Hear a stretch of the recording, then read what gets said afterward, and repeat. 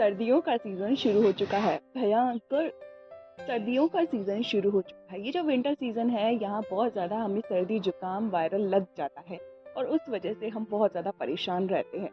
अगर आपको बहुत ज़्यादा जुकाम लगता है, खांसी होती है या अदर कोई प्रॉब्लम जल्दी से पकड़ लेती है, ये जो विंटर सीजन है वो आपको बहुत बेकार सा लगता है क्योंकि आप बहुत ज़्यादा बीमार पड़ते हैं, तो आज मैं आपको कुछ ऐसे प्राणायाम सिखाने वाली हूँ जो कि आपकी इम्यूनिटी को बहुत ज़्यादा स्ट्रॉन्ग कर देंगे।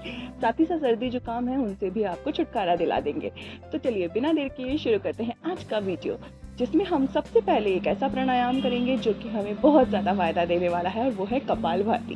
ये जो कपालभाति है वो आपकी इम्यूनिटी को स्ट्रॉन्ग करता है। साथ ही साथ अगर आपको साइनस की प्रॉब्लम है उससे भी आपको छुटकारा दिलाएगा, सर्दी जुकाम से आपको दूर रखेगा। तो करना अभी से शुरू कर दीजिए अगर आपको नहीं लगी है तो भी।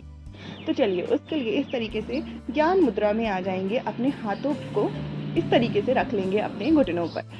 दोनों नोस्ट्रल से अपनी सांसों को बाहर फेंकना है। Breathe in and breathe out.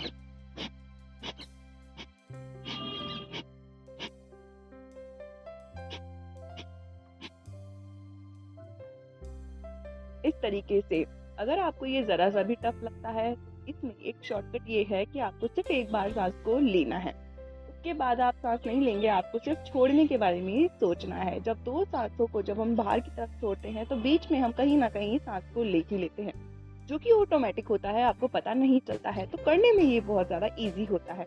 बस आपको आपकी सांसों को बाहर की तरफ पुश करना है। वापस से करते हैं, थोड़ा सा स्पीड में करते हैं। ब्रीथ इन,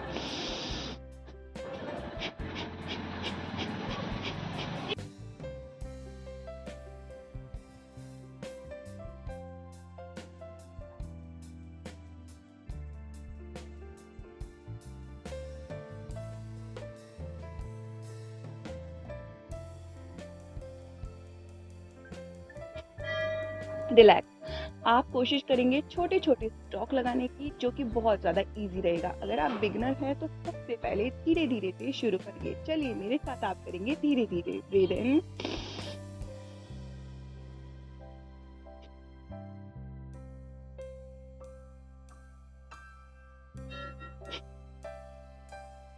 रिलैक्स। अब हम करेंगे मध्यम गति से। चलिए शुरू करिए। ब्रीथ इन,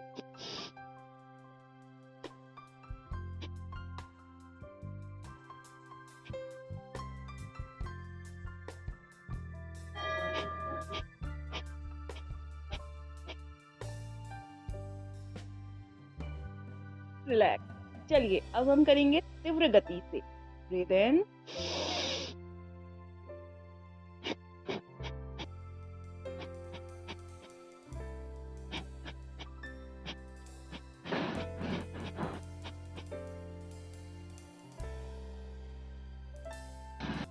चलिए अब हम देखते हैं हमारा दूसरा प्राणायाम जो कि है भस्त्रिका प्राणायाम। तो उसके लिए इस तरीके से सीधे बैठ जाइए। अपने हाथों को जस्ट हमें ऊपर की तरफ लेना है, सांसों को नीचे की तरफ आते हुए छोड़ देना है। इस तरीके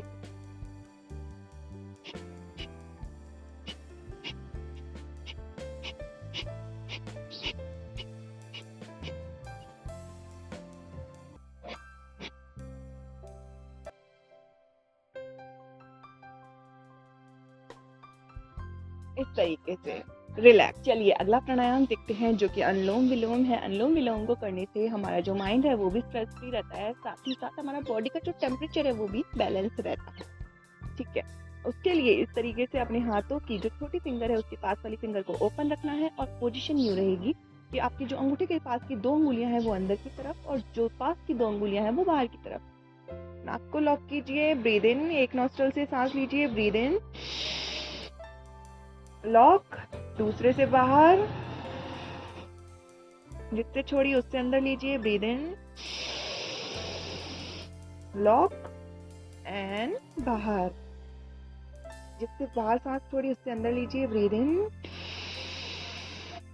लॉक, दूसरे नॉस्ट्रल से सांसों को बाहर छोड़िए। Breathe in, lock, breathe out.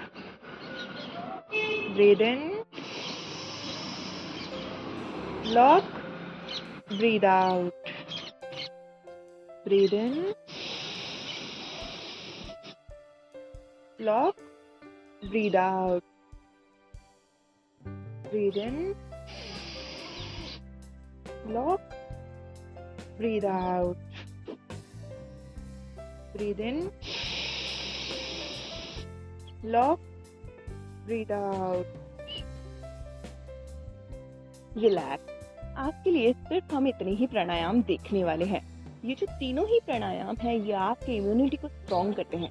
चलिए, इसमें एक चीज ध्यान देने वाली ये है, जो भस्त्रिका प्राणायाम है, जो कपालभाति प्राणायाम है, वो आप अगर ऑलरेडी आपके जुकाम है, खांसी है या मेजर आपकी कोई सर्जरी हो रखी है, तब आप इसे नहीं करेंगे। लेडीज पीरियड्स के दौरान प्रेगनेंसी में इसे नहीं दोहराएंगी, नहीं करेंगी, कि प्रेगनेंसी में इसे नहीं करना चाहिए। पीरियड्स के दौरान भी आप कपालभाति या भस्त्रिका प्राणायाम नहीं करेंगे। आप चाहें तो सूर्यभेदी प्राणायाम कर सकते हैं, अनुलोम विलोम कर सकते हैं, या फिर अदर भी मैंने और भी वीडियो अपलोड किए हुए हैं, वो कर सकते हैं, लेकिन कपालभाति प्राणायाम आपको नहीं करने चाहिए।